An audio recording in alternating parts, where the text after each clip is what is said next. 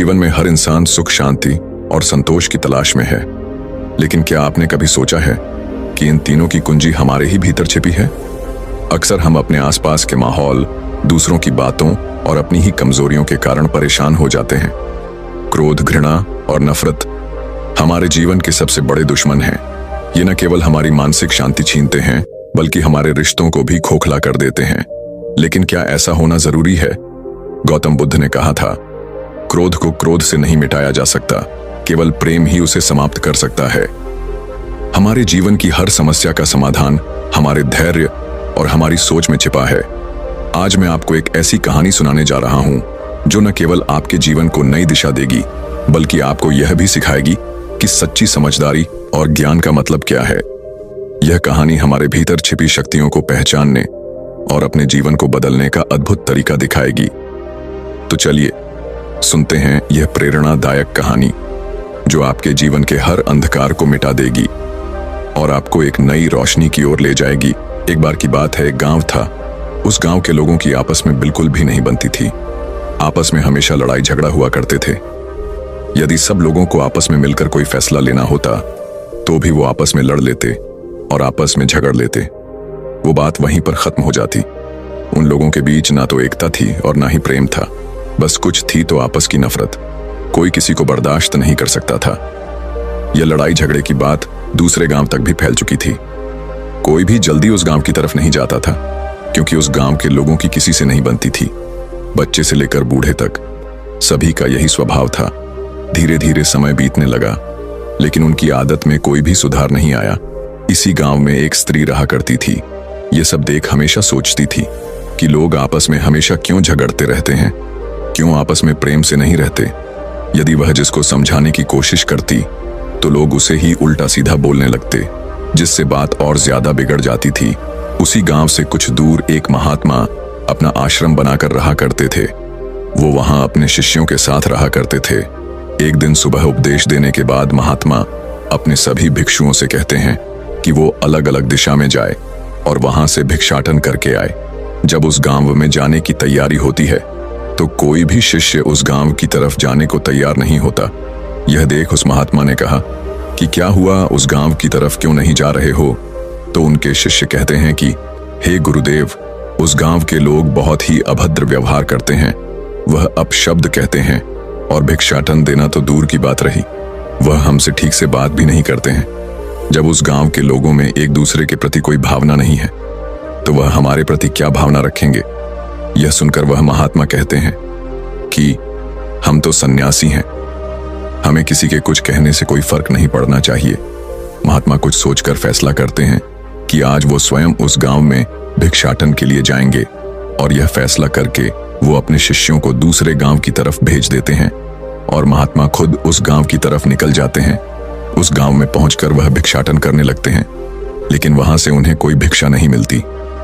थोड़ा आगे बढ़ने के बाद वो उस स्त्री के पास पहुंच जाते हैं जो थोड़ी दयालु प्रवृत्ति की थी और वो उससे भिक्षा मांगने लगते हैं।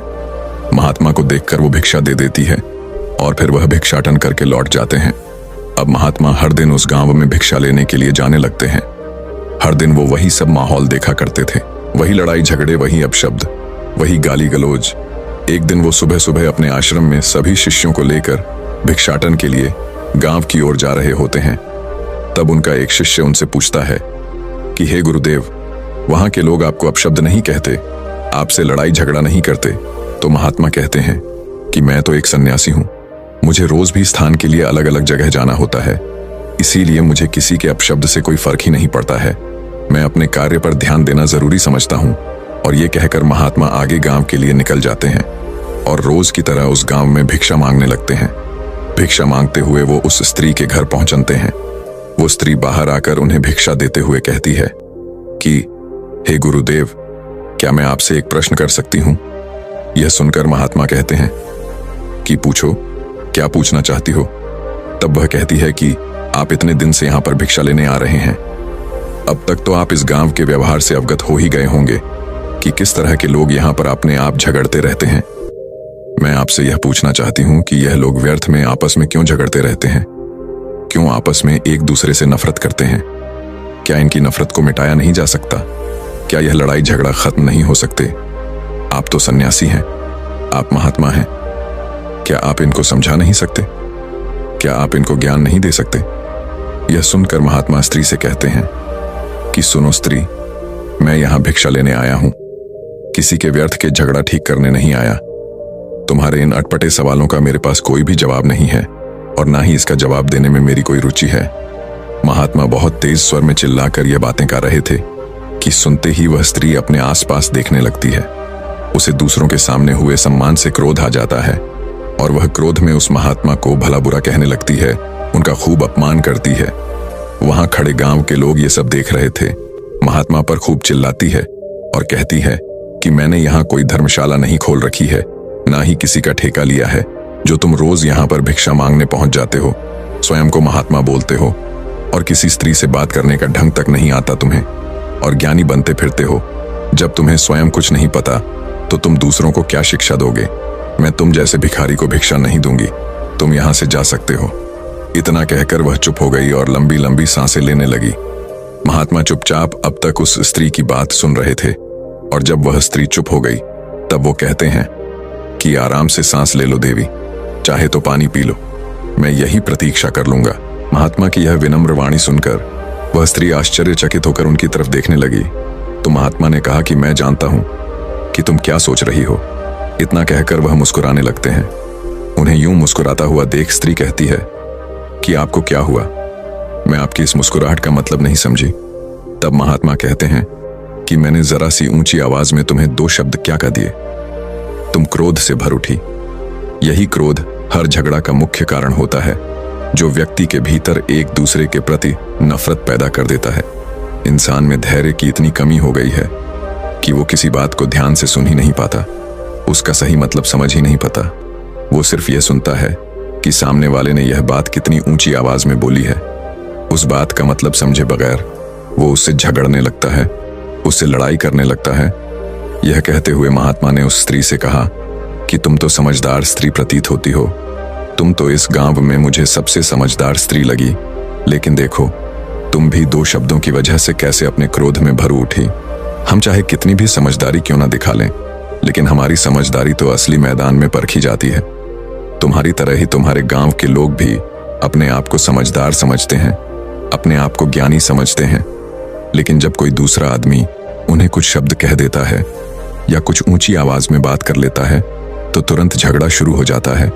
असलियत में यह समझदारी नहीं होती, यह अंधापन होता है, क्योंकि असली ज्ञान तो आपका धैर्य है, आपकी शीतलता है, आपकी वाणी है।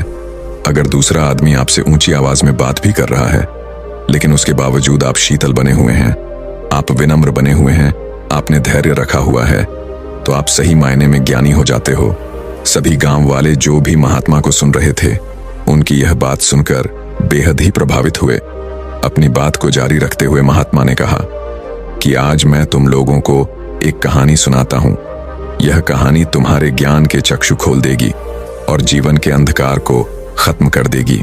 बहुत समय पहले की बात है, एक प्रतापी संत हुआ करते थे जिनका नाम संत व्यास जी था। वो रोज अपने आश्रम में उन सभी शिष्यों को ज्ञान के बारे में और नई नई चीजों के बारे में बताया करते थे। धीरे धीरे समय के साथ जब शिष्यों की शिक्षा पूरी हो जाती है तब वो संत गुरु कहते कि अब आप सभी की शिक्षा पूर्ण हो चुकी है, आप किसी भी जगह जाकर अपनी आगे की ध्यान साधना कर सकते हैं। और एक बात ध्यान रखना, अपने ज्ञान का प्रचार जन साधारण तक जरूर पहुंचाना। सभी शिष्य एक एक करके गुरु से आज्ञा लेकर अपने मार्ग पर निकल जाते हैं। कुछ साल बाद गुरु सोचते हैं कि काफी समय हो गया है, क्यों ना उन सभी से एक बार फिर से मिला जाए, एक बार जांच की जाएगी मेरी शिक्षा को प्रयोग किस तरह से कर रहे हैं। यह सोचकर वो संत गुरु अपने शिष्यों को ढूंढने के लिए निकल जाते हैं। एक एक करके वो अपने सभी शिष्यों से मिलते हैं और ये देख भी लेते हैं कि सभी सही मार्ग पर चल रहे हैं, अपने ज्ञान का सही प्रचार कर रहे हैं। वह बेहद खुश होते हैं और अपने सभी शिष्यों से मिलकर बेहद संतुष्टि का अनुभव करते हैं।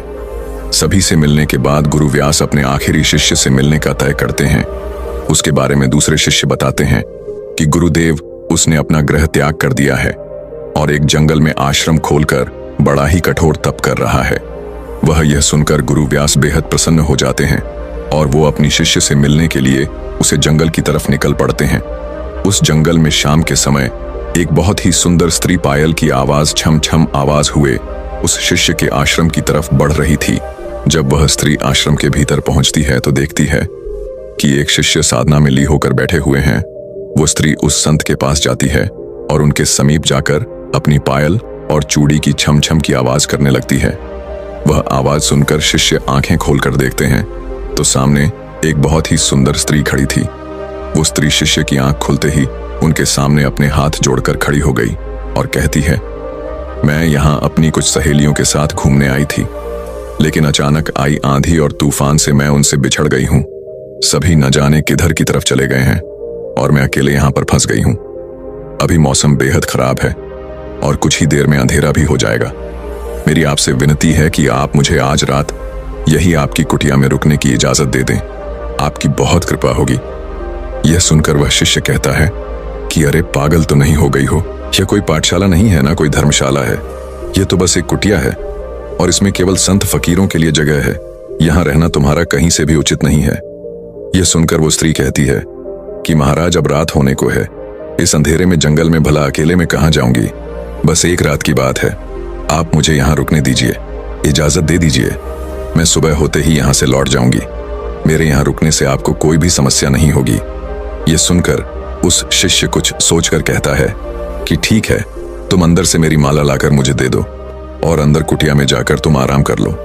आज मैं यहाँ बाहर ही रुक जाता हूँ, लेकिन ध्यान रहे सुबह होते ही तुम यहाँ से चली जाना। वो शिष्य फिर उस स्त्री से कहता है कि देखो तुम बाहर मत आना, वरना मेरा साधना भंग हो जाएगा। वो स्त्री हामी भरकर कुटिया के अंदर जाकर कुंडी लगा लेती है। देर रात तक वह शिष्य साधना करते रहते हैं। उसके बाद उन्हें अचानक से उस स्त्री का ख्याल आने लगता है। उनके कदम उस कुटिया की तरफ बढ़ने लगते हैं। वो आधी रात में जाकर उस कुटिया का दरवाजा खटखटाने लगते हैं, लेकिन वो स्त्री दरवाजा नहीं खोलती। ये देखकर वो शिष्य क्रोधित हो जाते हैं कि दरवाजा क्यों नहीं खोल रही है, और वो क्रोध में आकर उस दरवाजे को तोड़ देते हैं। वो कुटिया के भीतर प्रवेश करते हैं, परंतु भीतर अंधेरा ही अंधेरा फैला हुआ था। उन्हें कुछ भी दिखाई नहीं दे रहा था। इसीलिए वो शिष्य एक दिया लेने चले जाते हैं। दिए के जलते ही वो कुटिया में चारों तरफ अपनी नजर घूमते हैं उस स्त्री को देखने के लिए। तभी शिष्य यह देखकर हैरान हो जाते हैं कि एक बहुत ही बड़ी दाढ़ी, मूछ और बड़ी जाटा वाला महाराज आंखें मूंद कर जाप कर रहा है। शिष्य ये देखकर सन्न रह जाते हैं, क्योंकि सुंदर स्त्री की जगह पर एक महाराज बैठे हुए हैं। वो महाराज कोई और नहीं बल्कि व्यास गुरु थे। वो एक स्त्री का रूप धारण करके अपने आखिरी शिष्य यानी उस शिष्य की परीक्षा लेने आए थे। ये सब जानकर उस शिष्य को अपनी गलती का एहसास होता है। उसकी आंखें शर्म से झुक जाती हैं। तब व्यास गुरु उनसे जाकर कहते हैं कि तुम चाहो तो अपने शिक्षा और ज्ञान का उचित उपयोग कर सकते हो, लेकिन तुमने स्वयं के लिए गलत मार्ग चुना और खुद को उस पर बढ़ने दिया, जिसका परिणाम यह हुआ कि तुम नजरें झुका के खड़े हुए हो। तुमने इतने साल साधना की और आज एक पल में तुमने अपनी सारी साधना व्यर्थ में गंवा दी, पानी में बहा दी। क्या फायदा हुआ इतने साल साधना करने का, ध्यान करने का, जब एक स्त्री ने तुम्हारे ध्यान को भंग कर दिया। शायद तुमने अपनी गर्ग दृष्टि छोड़कर अच्छा नहीं किया।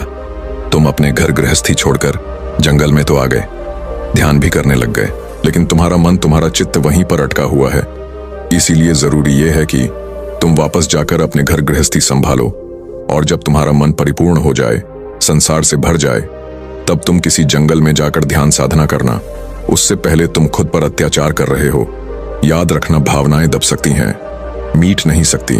मीट तभी सकती है जब अपने भावनाओं को पूरी तरह से भोग लिया हो, जब आपका मन उन भावनाओं से तृप्त हो गया हो, जब वह भावनाएं आपका पीछा छोड़ सकती हैं। उससे पहले वह आपके मन के अंदर दब जाएंगे, लेकिन समय आने पर वह फिर से उभर आएंगे।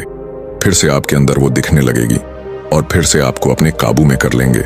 इसीलिए अपनी भावनाओं को दबाने की कोशिश मत करना, उन्हें जी भर कर जी लो। तो दोस्तों, यह कहानी हमें यह सिखाती है कि हमारे भीतर के क्रोध, भावनाएं और नकारात्मकता ही हमारे सबसे बड़े शत्रु हैं। जीवन में सच्ची सफलता या शांति केवल तभी संभव है जब हम अपने मन और भावनाओं को सही रूप से समझें और नियंत्रित करें। महात्मा के संदेश और व्यास गुरु की परीक्षा का यह सार यह है कि धैर्य और आत्मनियंत्रण सबसे बड़ा ज्ञान है। जीवन में कठिनाइयां, दूसरों की तीखी बातें या हमारी कमजोरियां हमें अस्थिर कर सकती हैं, लेकिन जब हम अपनी भावनाओं को समझते हैं और उन्हें शांतिपूर्वक संभालते हैं, तभी हम अपने भीतर की शक्ति को पहचान सकते हैं। यही संदेश गांव के लोगों को समझाया गया। नफरत, गुस्सा और आपसी झगड़े खत्म करने का पहला कदम है धैर्य और विनम्रता। जब हम अपनी बातों और क्रियाओं को सोच समझकर करते हैं तो हम न केवल खुद के लिए बल्कि अपने आसपास के लोगों के लिए भी एक सकारात्मक माहौल बना सकते हैं। इसलिए अगर आप भी किसी स्थिति से परेशान हैं तो याद रखें, धैर्य रखें, शांत रहें और हर परिस्थिति को सही दृष्टिकोण से देखें। यही सच्चा ज्ञान और सच्ची सफलता है। दोस्तों, इस कहानी से आपने क्या समझा? अपने विचारों को, अपने भावनाओं को एक कमेंट के माध्यम से जरूर बताएं। क्या पता आपके एक कमेंट से किसी का जीवन बदल जाए। धन्यवाद।